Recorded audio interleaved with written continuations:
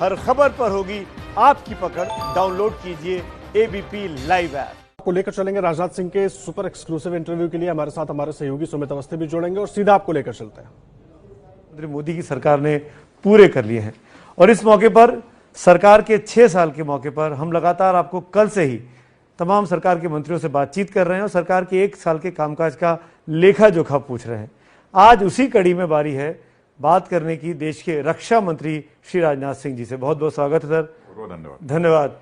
हमारे बीच में सर 2 गज की दूरी है, क्या इजाजत हो तो ये हटा सकता हूँ? कर सकते हैं, थोड़ा बोलने में आसानी हो जाएगी। 2 गज की दूरी है तो कोई हर्ज नहीं। जी धन्यवाद, थैंक यू सो मच।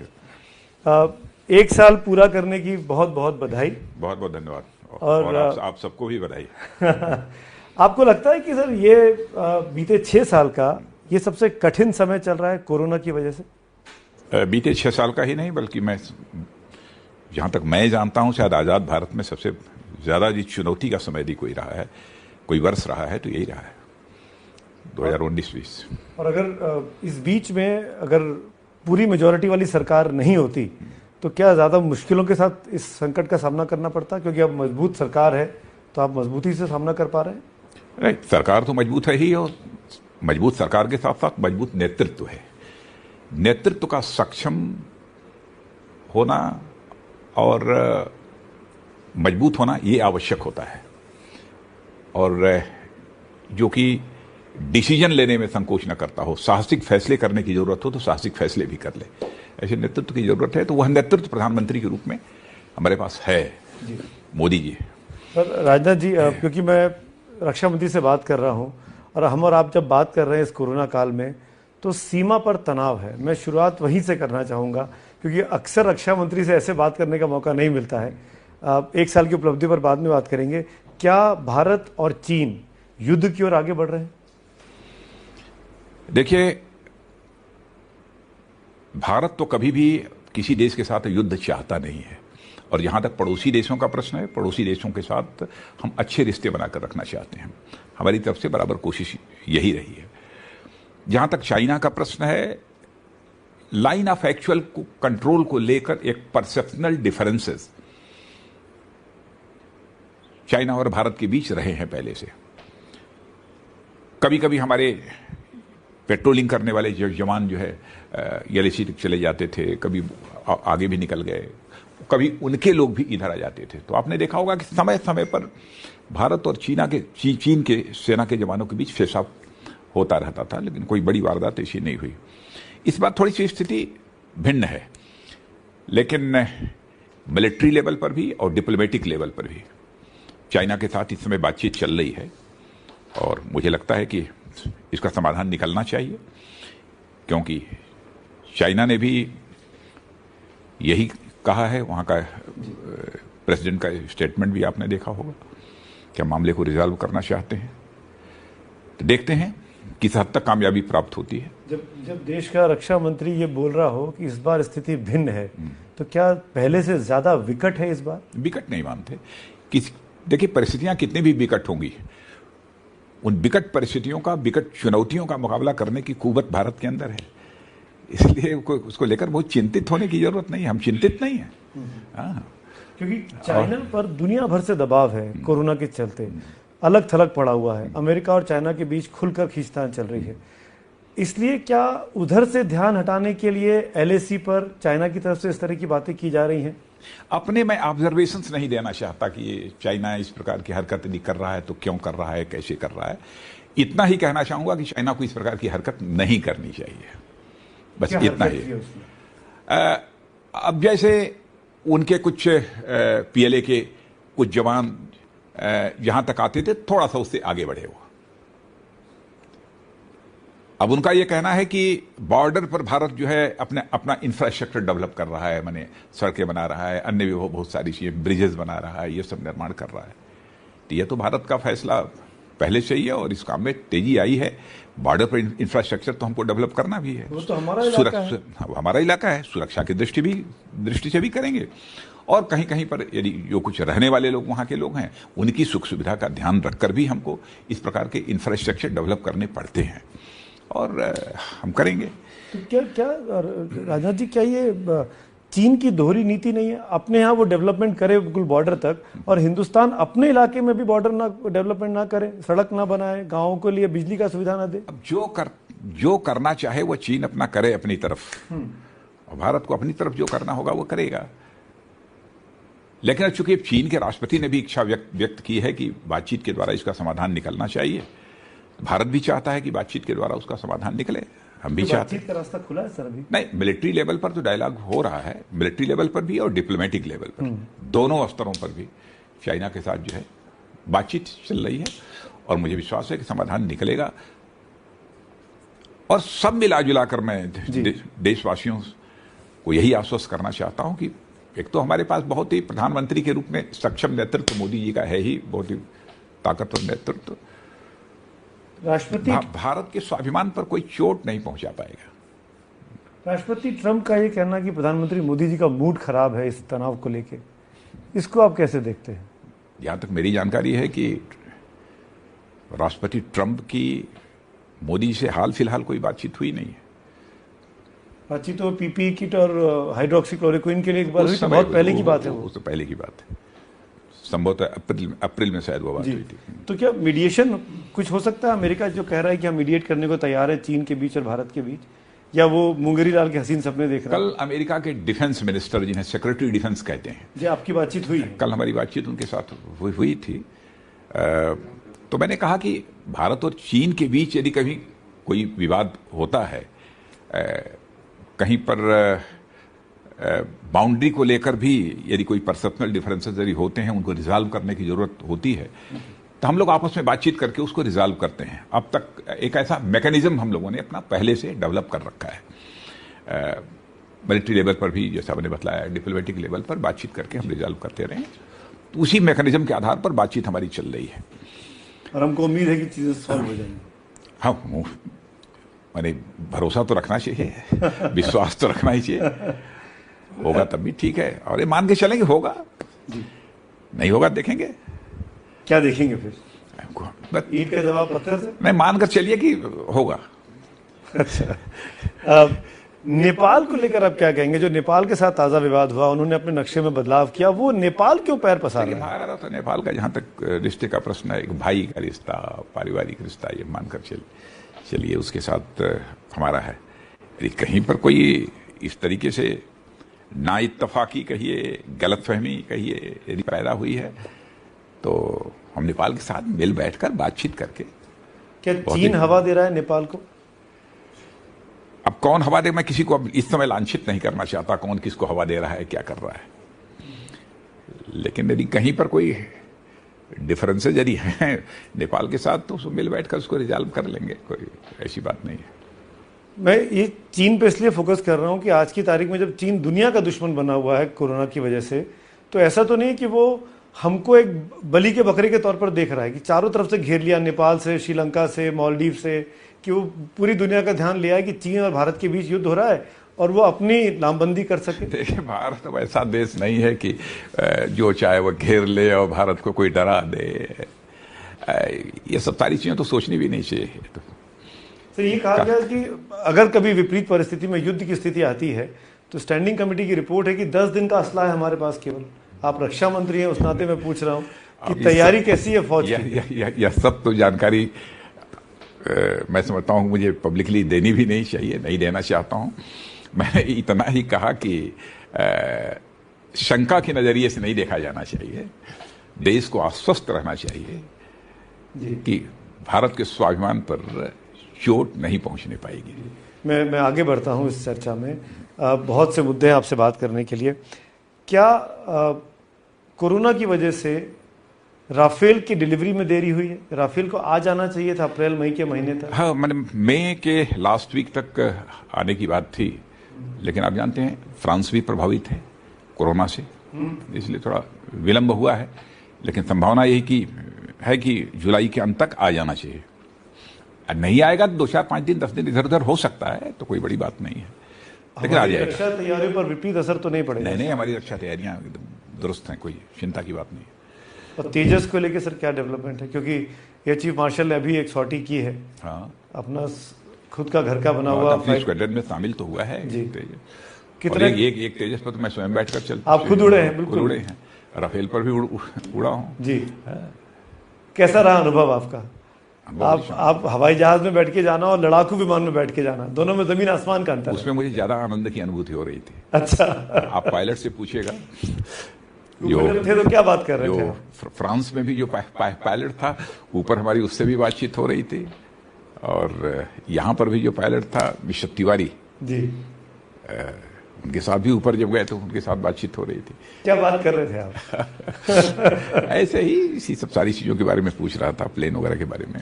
क्या पहले से तैयारी करनी पड़ी थी आपको, मानसिक तौर पर, शारीरिक तौर पर, इस सॉर्टी के लिए? अरे कुछ नहीं जी, कुछ नहीं, कुछ नहीं, ऐसा थोड़ा होता है। जिंदगी जीते हैं तो डर कर नहीं जीते हैं। जिंदगी जीते हैं तो डर कर नहीं जीते। आज की तारीख में सर ऐसे ही हौसले की जरूरत 135 करोड़ हिंदुस्तानियों को है जो कोरोना से लड़ रहे हैं। आपको लगता है कि देश में पीक आ चुका है इस बीमारी का?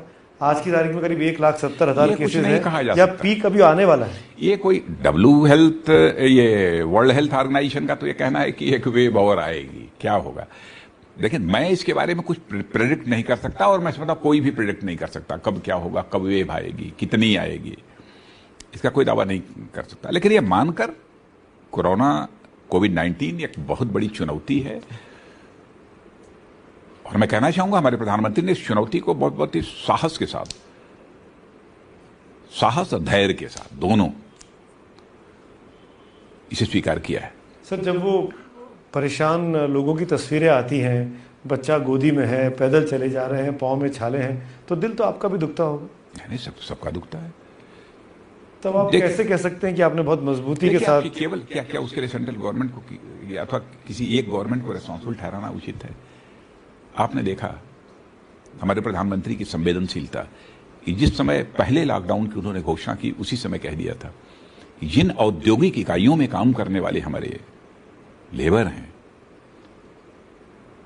उनका वेतन कोई भी औद्योगिक इकाई चलाने वाला जो है मालिक रोकेगा नहीं, उनको बराबर वेतन मिलता रहेगा। यह सब सारी चिंता तो पहले ही की, लेकिन परिस्थितियां ऐसी बनती गई कि आगे भी लॉकडाउन बढ़ाना पड़ा। यह किसी के हाथ में नहीं था। लॉकडाउन यदि बढ़ाना पड़ा है तो मजबूरियों में ये बढ़ाना पड़ा है। फिर स्वाभाविक है कि मजदूरों के अंदर भी एक वो पैदा हुई कि हमको घर वापस जाना चाहिए, विचार उनके मन के अंदर पैदा हुआ, और राज्यों के साथ बातचीत चल रही थी कि अपना कुछ मजदूर अपने स्थानों से चल पड़े।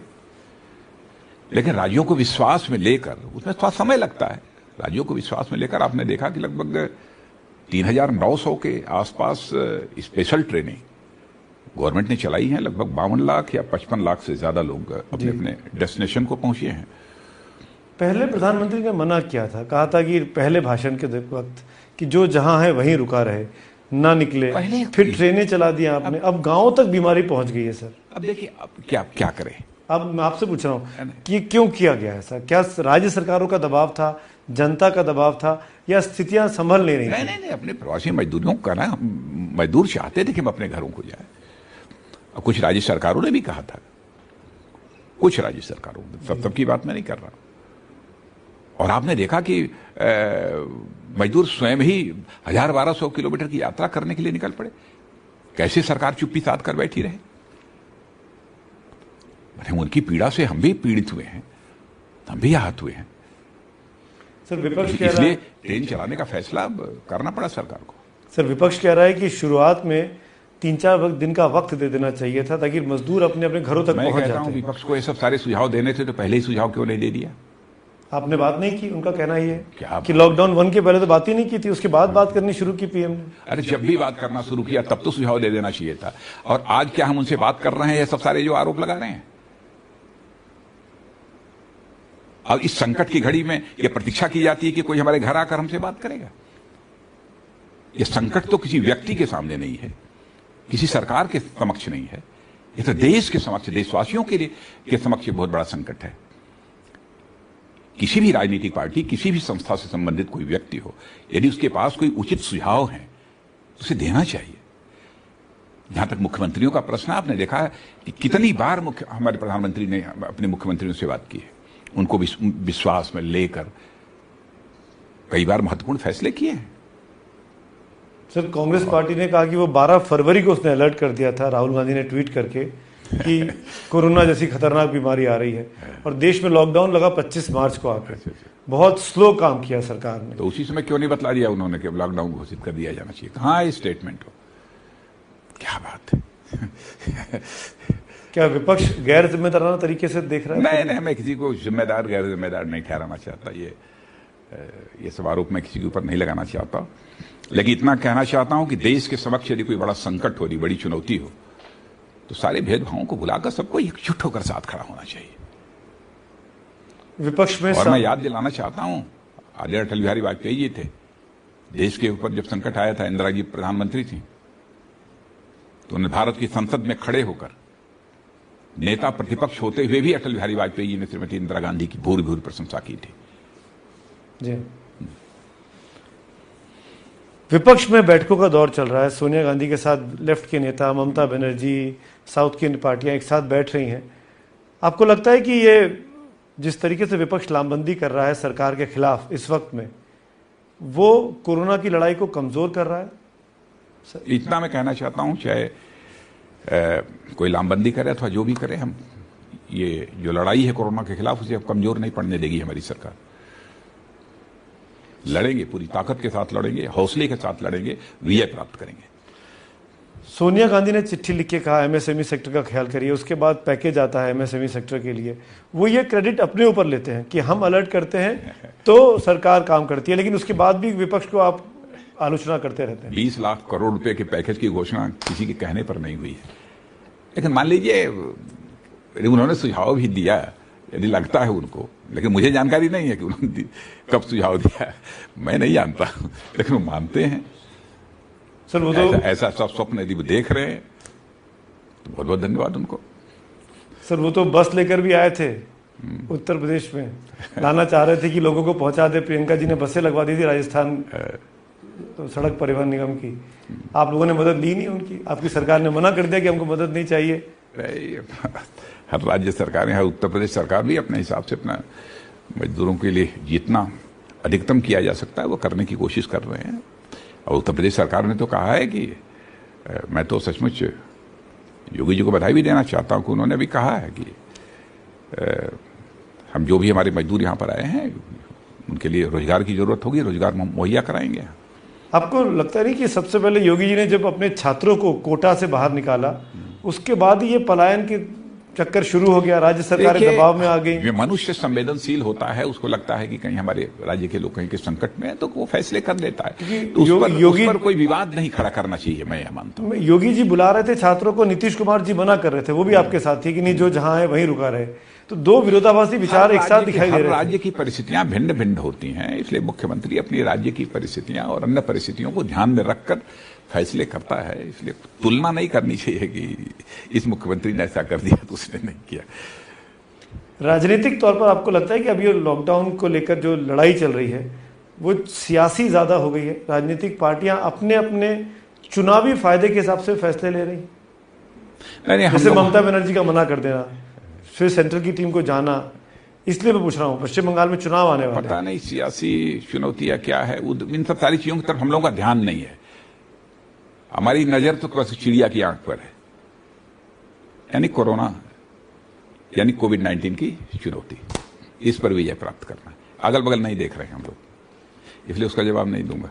जी, रिसर्च के तौर पर हमारे देश में इस दवाई से की कोई तैयारी चल रही है कोरोना से निपटने के लिए? चल रही है। और कहाँ है हम दुनिया की दौड़ में? क्योंकि कुछ बड़े बड़े देशों में चल रही है, अमेरिका में चल रही है, भारत पीछे नहीं है, भारत में भी चल रही है। और भारत में कुछ क्लिनिकल टेस्ट का भी सिलसिला जो है प्रारंभ हुआ है। अब जितने वैज्ञानिक हैं वो तो दावा यह कर रहे हैं कि सब, कोई तो कह रहा है कि दिसंबर आते आते हम वैक्सीन का इजाद कर लेंगे, कोई कुछ कर रहा है, कोई कुछ कर रहा है, लेकिन मैं समझता हूं समय लगेगा। कितना समय? और देश की जनता जानना चाह रही है, क्योंकि अब सब घर में बैठे बैठे परेशान होने लगे हैं, और ये सरकार से जानना चाहते हैं कि कितना वक्त हमको कोरोना से ऐसे खौफ में रहना है। ये कोई नहीं बतला सकता, कम से कम मैं तो नहीं बतला सकता कि कितना समय लगेगा, लेकिन लंबा समय लगेगा, इतना मैं कह सकता हूं, क्योंकि कोरोना वायरस तो रहेगा। तो जीवन शैली में बदलाव अब सख्त जरूरी हो गया है? जीवन मास्क शैली में- लगाना, हाथ साफ करना, वो तो जरूरी है। वो जीवन शैली में बदलाव लाना ये तो मजबूरी है, करना ही करना पड़ेगा। मास्क पहनना, हाथ धोना, फिजिकल डिस्टेंसिंग बनाकर रखना, ये सब तो क्या करना ही संक्रमण के केसेस में राजनाथ जी भारत नंबर 1 पर भी जा सकता है? जब हम दुनिया की लिस्ट में नंबर 9 पे आ गए हैं। ऐसा क्यों सोचते हैं? सोच नहीं रहा हूं मैं, डर है, खौफ है मेरे मन में, चिंता है। डरिए मत, डर की जिंदगी हर नहीं रोज जीना चाहिए। 7-6 7 केस बढ़ते जा रहे हैं। नहीं, डर की जिंदगी नहीं जीना चाहिए। अब लगे हैं इसमें मुकाबला, पूरा देश एक साथ खड़े होकर, केवल सरकार के नहीं कर रही है, पूरा देश साथ खड़ा है, इसका मुकाबला कर रहे हैं। विजय प्राप्त करेंगे, इस विश्वास के साथ आगे बढ़िए। जी, डरने की कोई जरूरत नहीं है। रक्षा डरकर कामयाबी जिंदगी में हासिल नहीं की जा सकती। मंत्री के मुंह से सब बातें सुनकर अच्छा लगता है, हौसला बनता है। लेकिन एक चीज और जानना चाहूंगा, पाकिस्तान को लेकर आप क्या देखते हैं? जिस तरीके से पूरी दुनिया में कोरोना का संकट है, सब लोग कोरोना से लड़ने का इलाज ढूंढ रहे हैं और पाकिस्तान आतंकवादी भेज रहा है। कश्मीर में अभी भी आज सुबह तक मुठभेड़ चल रही थी। इसको आप रक्षा मंत्री के तौर पर कैसे देखते हैं, पाकिस्तान की हरकतों को? आप देख ले रहे हैं कि हमारे सेना के जवान, हमारे पैरामिलिट्री फोर्सेस के जवान, जम्मू कश्मीर पुलिस, ये सब एक एक करके निपटाते भी जा रहे हैं। जितना करते बने करें, तो हम पूरी मजबूती के साथ आतंकवाद के खिलाफ लड़ रहे हैं और इस पर हम विजय प्राप्त करेंगे। बड़े बड़े जो कमांडर्स बने वहां पे आतंकियों के, सब धीरे धीरे करके निपटा दिए। सब बुरहान वानी से निपटते जा रहे हैं, सब लेके निपटते रियाज नाइकू तक सबको मार खत्म कर दिया सेना। और मैं कहना चाहूँ, जम्मू कश्मीर में सेना, पैरामिलिट्री फोर्सेस, जम्मू कश्मीर मिलके एक पुलिस और इंटेलिजेंस, इन चारों के बीच बहुत ही अच्छा कोऑर्डिनेशन है। क्योंकि जब मैं गृहमंत्री था उस समय से ही मैं देख रहा हूँ, बहुत ही अच्छा कोऑर्डिनेशन। क्योंकि अब कश्मीर की बात कर रहा हूं राजनाथ जी, 370 का एक महत्वपूर्ण फैसला इस सरकार के दौरान लागू हुआ। जो काम 70 सालों में नहीं हो पाया वो इस बार हुआ और इसकी तरह तरह से प्रशंसा हुई। पर आपको लगता नहीं है कि जो राजनीतिक पार्टियां हैं उनको भरोसे में लेना चाहिए था, खासकर कश्मीर की पार्टियां? जिस तरीके से डिटेंशन में रखा गया फारूक साहब को, उमर साहब को, महबूबा जी को।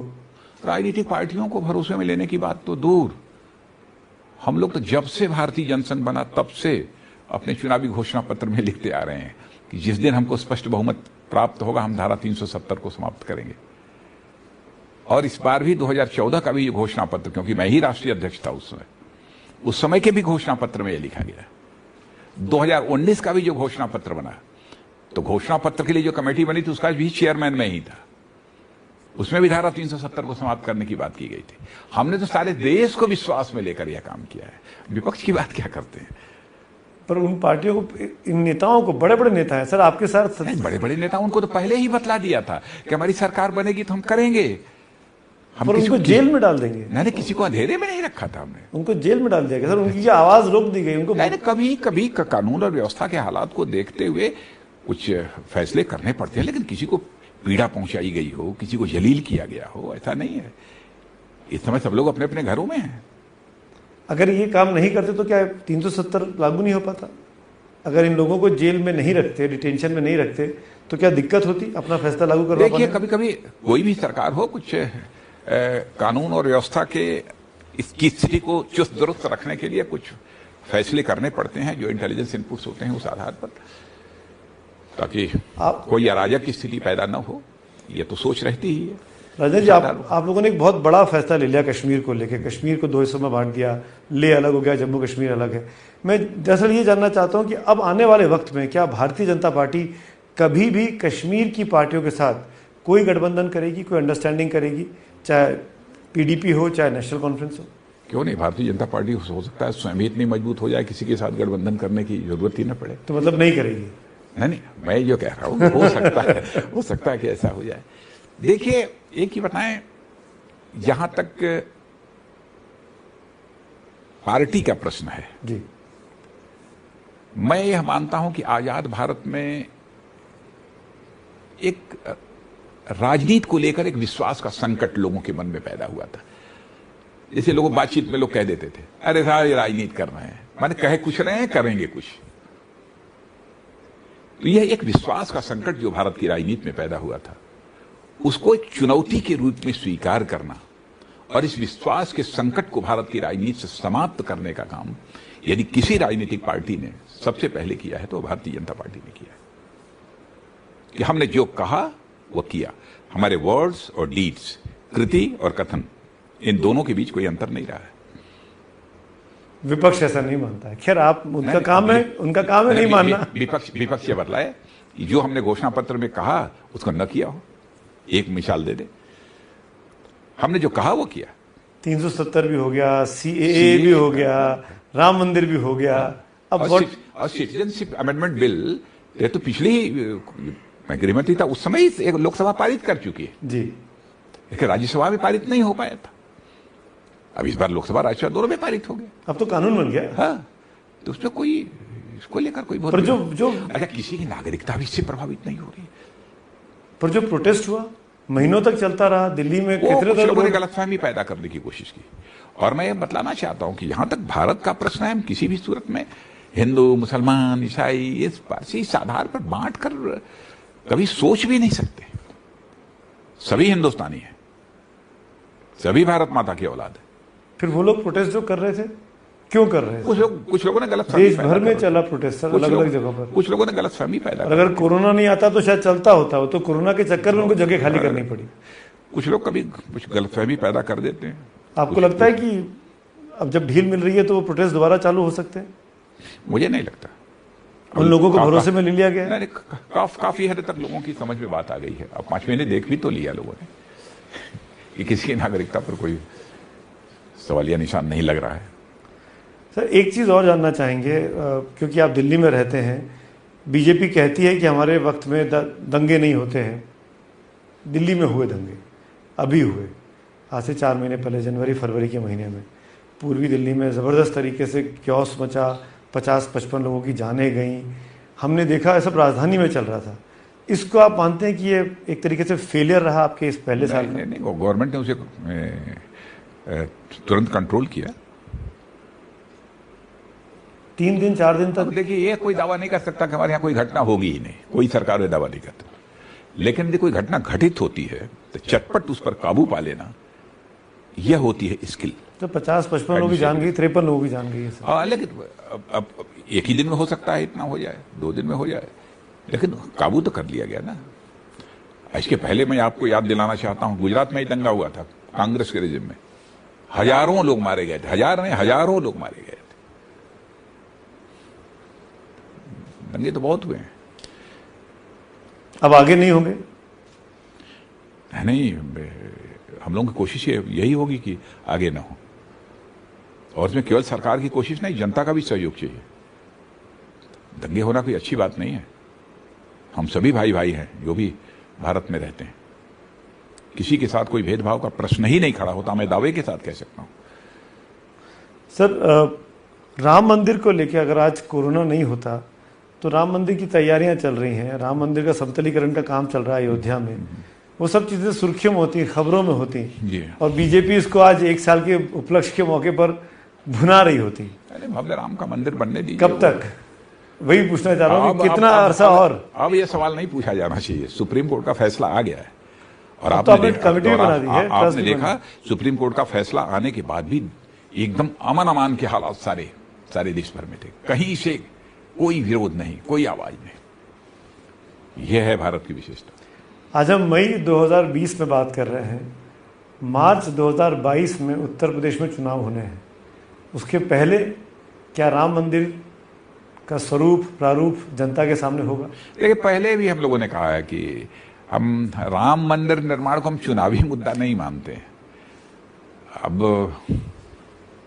भव्य राम का मंदिर बनना चाहिए, ये हम लोगों की दिली ख्वाहिश थी। अब वो भव्य राम का मंदिर बन रहा है और समय पर वो पूरा होगा ही।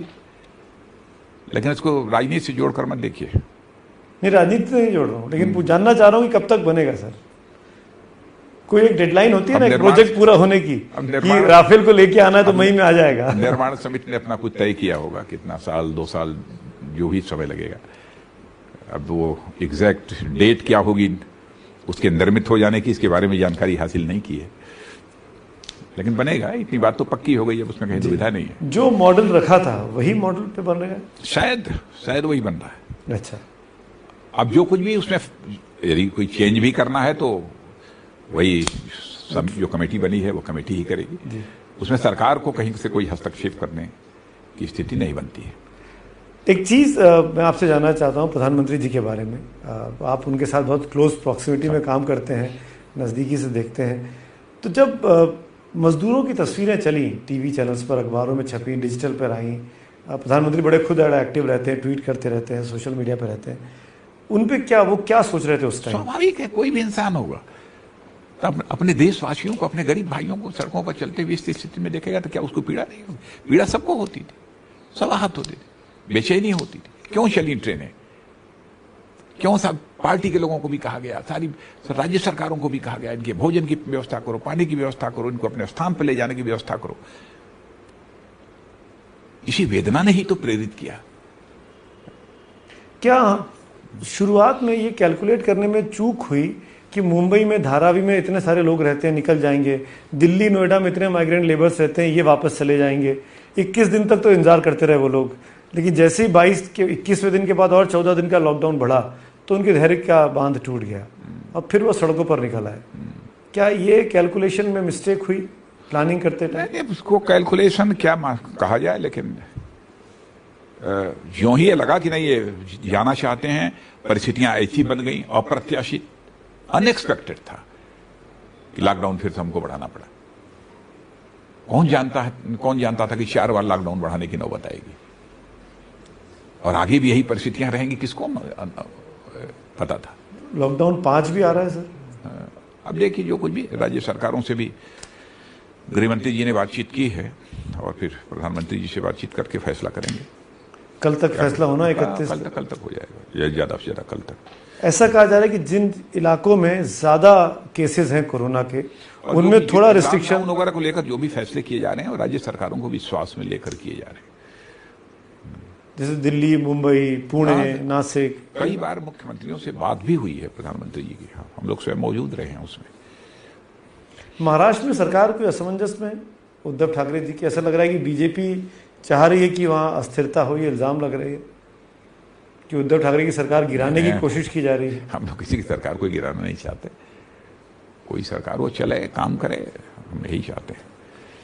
कैसे आंकते हैं कि जिस तरीके से कोरोना को निपट रही है वहां की महाअघाड़ी सरकार?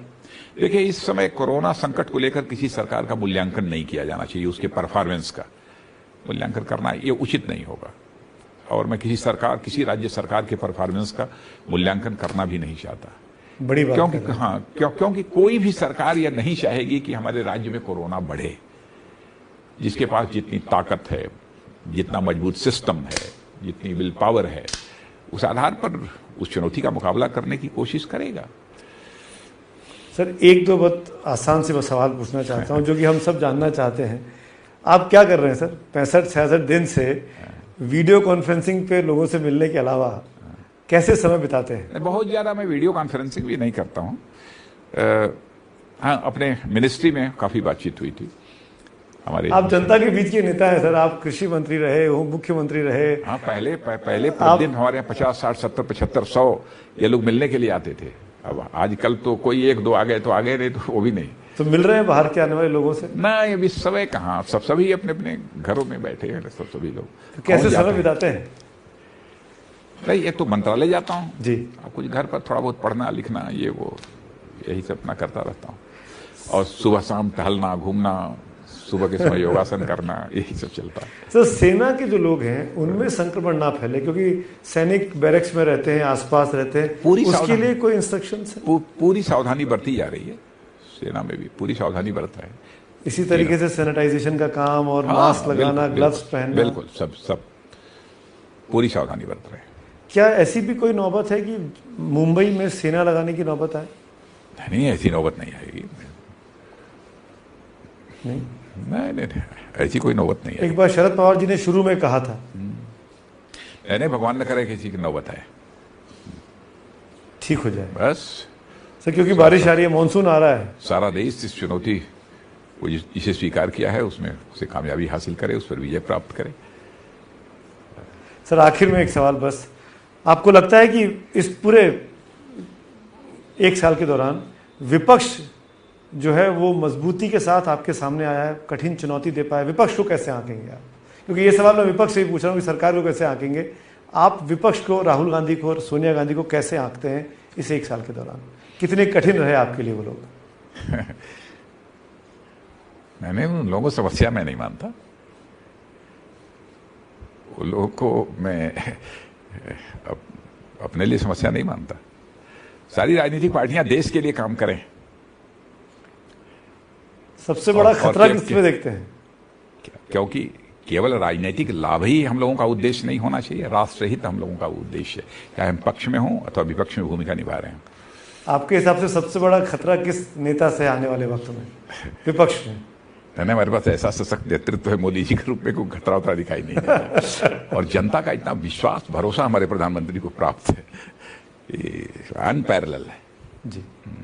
चलिए सर, बहुत बहुत शुक्रिया, धन्यवाद, हमारी शुभकामनाएं। तो ये थे देश के रक्षा मंत्री राजनाथ सिंह। और सबसे खास बात जो मुझे लगता है इस इंटरव्यू की वो ये, देशवासियों को भरोसा करना चाहिए कि चीन के साथ जो भी सीमा पर तनाव चल रहा है उसको सरकार सक्षम है अपने तरीके से सॉल्व कर लेने में, और युद्ध जैसी नौबत, लड़ाई जैसी नौबत नहीं आएगी, रक्षा मंत्री ने अभी खुद यहां बैठकर कहा। Thanks for watching ABP news.